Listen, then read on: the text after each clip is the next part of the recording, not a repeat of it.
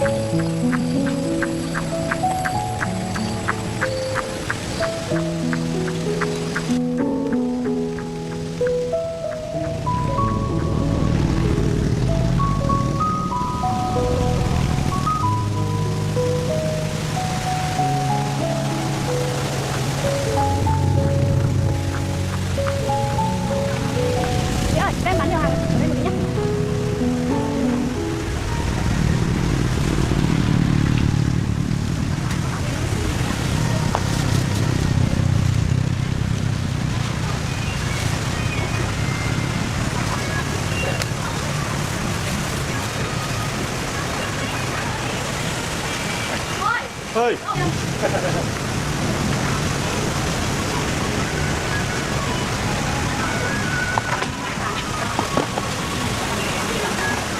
เราphải làm cái làng của con.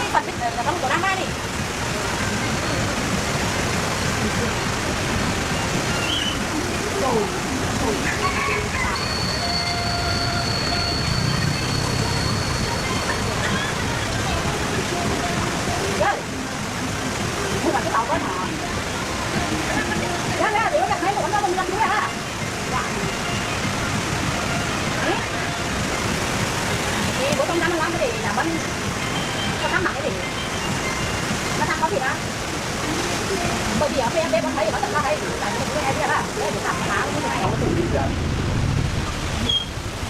Chị ơi cho em mượn cái cân tí được không ạ? Em lấy nhé.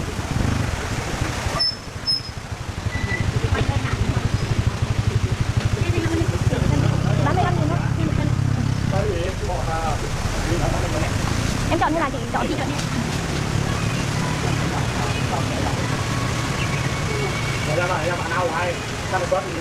Thanh Long em ơi, chị bán thanh long hả chị? Ừ. Bao nhiêu tiền một cân? Chị bán 15.000 một cân đây mà. Dạy em. Của em 15.000 nhá. Chị xin nhá. Cảm ơn. Em lấy mấy cân nhỉ? Em lấy 2 cân. 2 cân này. Em chọn không? Em chọn. Trong ta đi chú này đi kìa. Tầm đấy. Chắc đủ rồi chị cân nhé. 1.003.000. Cân phát là 101. Đừng cái xuân kia thôi. 101. Chào cái kéo lòng. Đấy là nhân làm cái bột đấy. Cái bột đấy. 9 cân nhỉ? 9 cân thì nhân làm cái bột. Cho một túi to. 9 cân thì một rồi nhá. Tặng hai túi nhé. Cái phim làm suất à? Đúng rồi, nhân làm cái bột. Cảm ơn nhé. 4 rưỡi không? Chị ba hả? Cái này. Cô này, bỏ chị bà. Cô bỏ chị bà đi đã ăn. Ngon đấy được. Nghe mày ăn. Để có đây anh là buổi sắp ăn sẵn gì đó. Đó. Cô bảo cái giấy bên mà. 12 mà. Em bán 15.000. 12.000 mà. Thế đấy. 12.000 thôi. Ngon lắm chị ạ. Nếu 120.000 nó thành làm hai em ấy. Còn cái hầm là cô là không có một quán. Đấy. Họ cũng biết sọc giá này tệ. Còn này chỉ nhớ là mấy năm này đạp. Đấy này đạp. Mỗi năm đó. Cái tầng A cái gì? Chỉ đến 5 thì buông về. Là tiếp buông nè. Là thế 5 thì buông về. Nằm một nằm tay đấy về. Màu nó đang cái đá. Nơi cái có hết nào chẳng có phải nào đấy. Thế mà có gì đâu về. Bán đầu ở đây à? Đúng rồi, bán cô. Đây là tiếp giang mà. Gọi rồi nhá. Nè nè. Mày đang tuần thì có mày nè. Này quá, uống gì? Uống cái gì ạ? Đấy Thanh Long không ạ? Vâng. Dạ em bán 15.000 ạ. Đấy cắt trong đi. Vâng. Chị có chọn không ạ?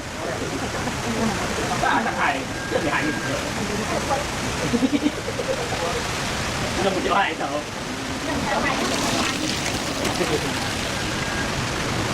Chị 15.000 ạ. Nó được tiền nhầm đấy, hay các bạn toàn nhăn nhầm cái đấy. Vâng, em xin chị nhé. Cảm ơn chị.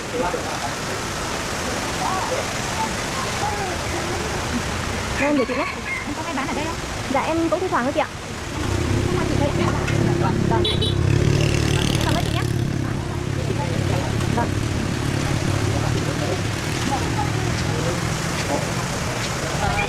Không quên. Anh ơi cho Long đi ạ. Lên hình đi cho Long đi ạ. 15.000 một cân ạ. Chị ăn Thanh Long không? Có một 5. Dạ. Một cân. Chị vừa mới mua 5 cân đi kìa. Biết đâu. Mang xuống dưới kia mà rửa nào. Ồ răng đâu mà, ồ răng tay nè. Gọi tao là bóc chả. Cái trắng là cái chảo này. Của anh 15 nghìn ạ. Dạ dạ cháu ơi. Bây giờ gì đi qua. Chị nhé. Cảm ơn anh nhé. Vâng.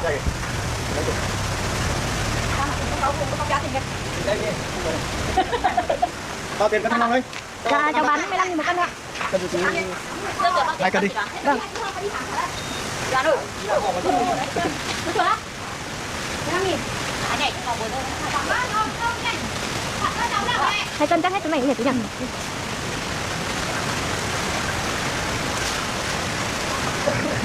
Phát nào vậy?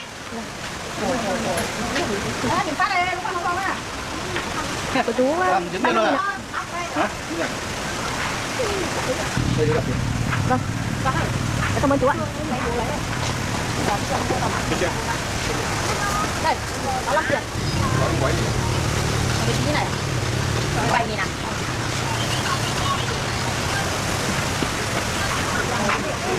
Tờ này thế này. Thật, 20 nghìn. Chị ơi, em giải cái cân nhé chị ơi.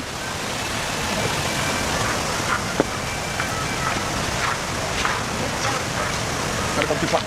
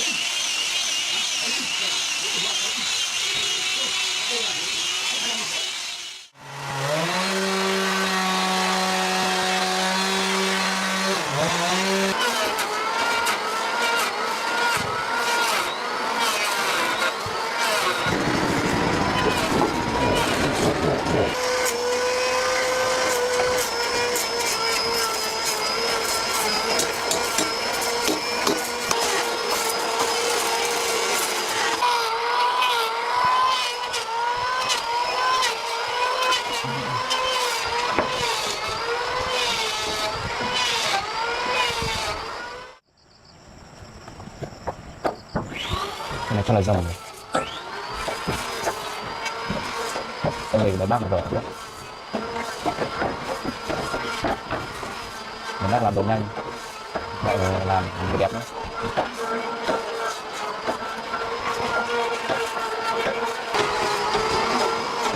Cái này thì 2-3 hôm nữa có lời chụp được rồi. Chắc đến lúc đấy thì mình cũng phải dành chút thời gian để ra xem các bác thành công.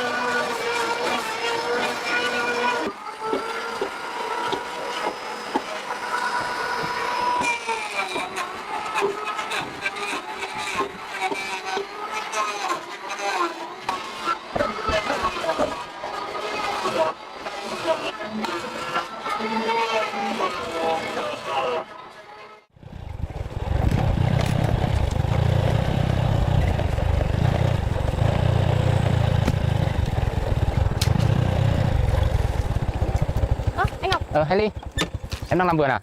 Dạ vâng. Em làm xong chưa? Em sắp xong rồi anh ạ. Để anh hộ em làm nốt nhá. Đi vào nhà đi. Thôi đi vào nhà đi anh. Em sắp xong rồi mà. Em đang dỡ cái dàn từ trước em trồng dưa chuột đi. Ra để nữa em trồng rau củ quả khác. Thế là còn dàn này em để làm củi à? Vâng. Mình đi vào nhà thôi. Em vào nhà trước đợi em nhé. Để em rửa chân tay đã. Sáng nay em đi làm gì đấy? Sáng nay em nấu trà bán anh ạ. Vậy à? Vâng.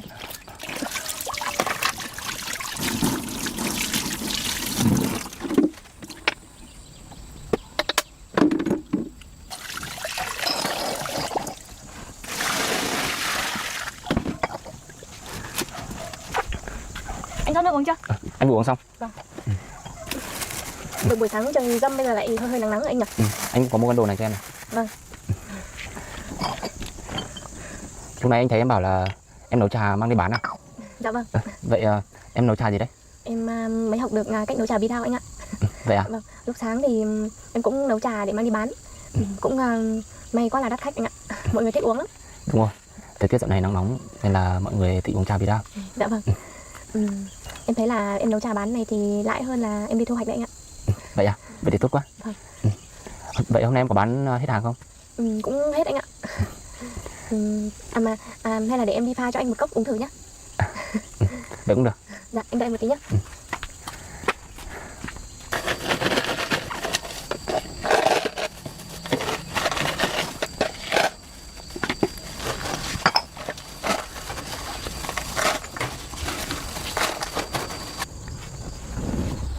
Đây, anh uống thử đi. Cái nắp hơi chật một tí. Anh xin nhá. Vâng. Thôi, anh dùng cái này cũng được. Dạ. Ô, em không uống à? Lúc nãy ở chợ em uống rồi anh ạ. Anh uống thử xem nếu mà ngon thì khi khác em lại nấu cho anh uống nhé.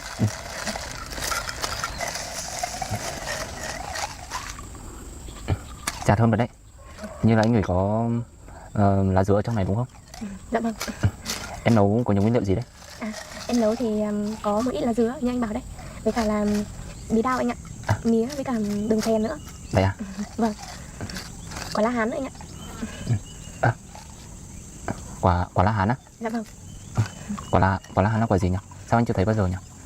Quả đấy thì ở đây cũng ít trồng anh ạ. Mọi người hay bán quả lá hán khô ở chợ thôi. Thảo nào anh ngửi thấy có mùi lạ. Vâng. Thật ra chắc là đấy là vị của lá hán nhỉ? Vâng. Nó cũng bổ sung cho vị bổ sung cho mùi bí đao nữa đấy anh. Nó cũng gần như thế. Để anh uống thử nhá. Vâng. Anh thấy vừa nước không? Wow, ngon lắm Hailey ạ. Trời nắng nóng như này có một ly trà bí đao uống là hợp lý lắm em nhỉ? Anh thấy ngon lắm.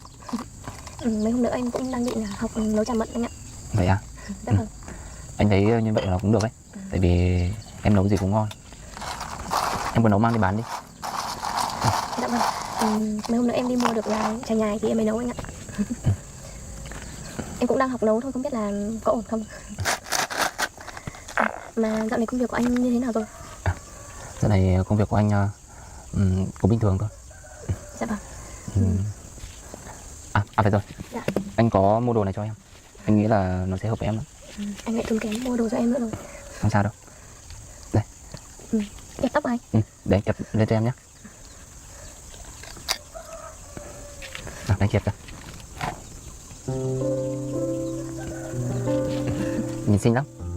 Ở đây còn có 3 cái nữa. Em cất đi nhé. Lúc nào mà em muốn đổi thì em cứ mang ra. Anh thì không biết mua cái nào. Nhưng mà em có thấy đẹp không? Em thấy đẹp lắm anh ạ. Anh cũng khéo chọn lắm. Em nào cũng đẹp. Anh thì em nói như thế thì anh ngại lắm. Tại vì anh không biết chọn đâu mà. Em thấy là nói anh mua đồ cho em cũng đẹp mà. Đẹp quá anh ạ.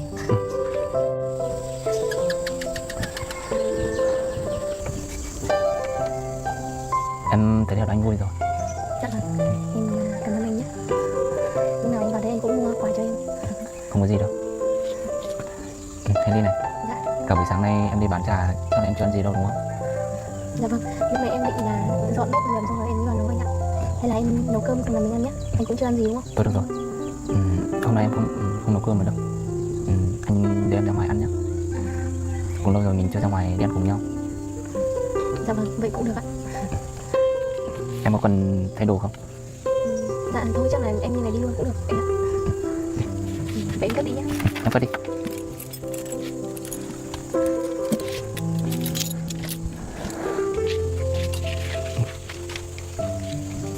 Mình đi luôn thôi anh ạ.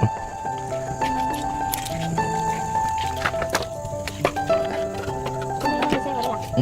Em thấy người ta làm đường đi vào đây rồi. Dạ vâng.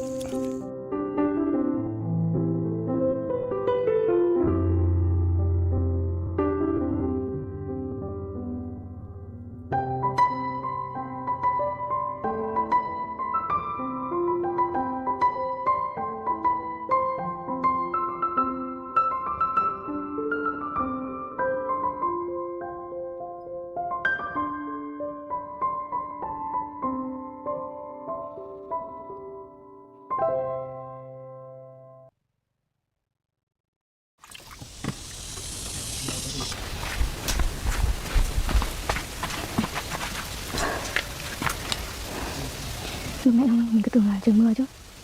Về đến nhà trời lại nắng lên. Cho nên mình dọn hàng hơi sớm rồi.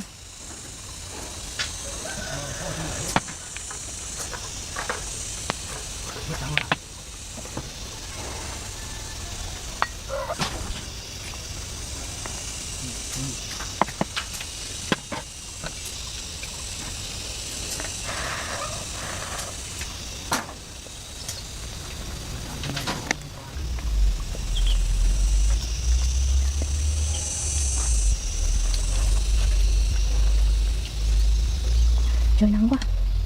Hôm nay mình lại không bán được nhiều như hôm qua rồi. Mình cứ tưởng là trời mưa nên mình mới không ngồi lâu. Để mà mình ngồi lâu hơn tí nữa thì mình cũng sẽ bán được như hôm qua. Làm trà này cũng hơi kỳ công một chút, nhưng mà được cái là cũng đỡ mệt hơn đi thu hoạch.